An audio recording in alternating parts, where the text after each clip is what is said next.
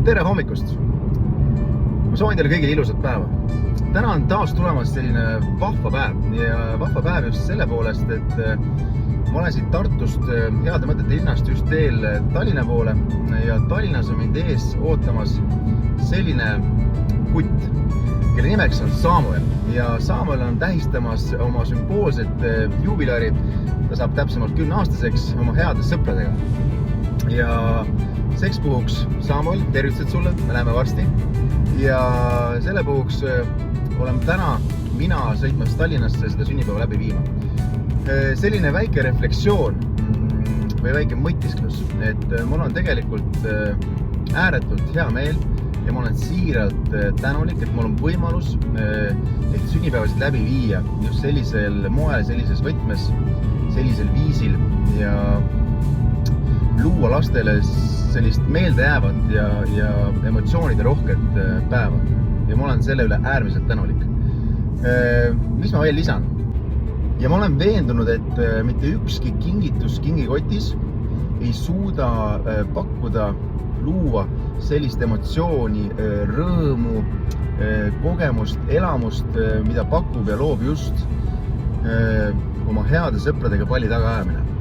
Ja loomulikult see pakatam naermist sellega kõigega kaasneb siia, et see on nagu ainult suur boonus. Igal juhul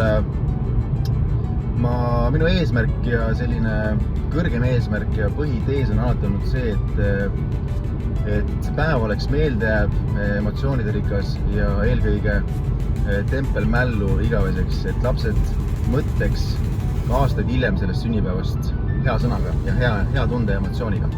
Ja see ongi minu kõrgem eesmärk ja suurim soov.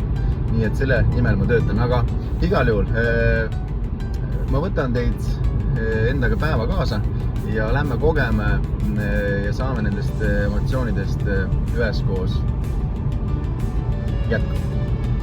Nii et näeme juba Tallinnas. Tšau! Nii, me oleme nüüd Tallinnas kohal ja oleme sellises kohas nagu Football Planet, mis asub siis Männikul. Ja nüüd on siis aeg vaikselt asjad üles settida ja natukene valmistuda, siis juba tulevad lapsed. Nii et hakkame pihta, hakkame kuskilt minema.